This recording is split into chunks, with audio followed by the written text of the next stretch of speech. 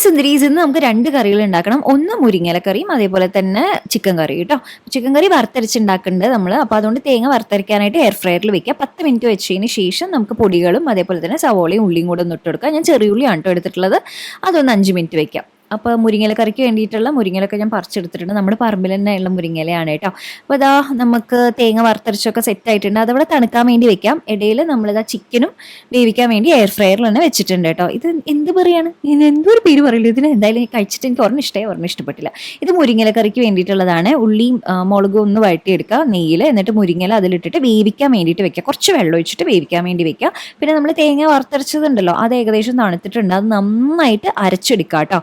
എന്നിട്ട് നമുക്ക് ചിക്കൻ കറിക്ക് വേണ്ടിയിട്ട് തേങ്ങ വറുത്തരച്ചത് അരച്ചതും അതേപോലെ തന്നെ എയർ ഫ്രയറിൽ നമ്മൾ വേവിച്ചെടുത്തിട്ടുള്ള ചിക്കനും കൂടിയിട്ടൊന്ന് മിക്സ് ചെയ്ത് ചൂടാക്കി എടുക്കാവുന്നതാണ്. എണ്ണ വേണമെങ്കിൽ ഇതിൽ ഉപയോഗിച്ചാൽ മതി, ഇല്ലെങ്കിലും കുഴപ്പമില്ല.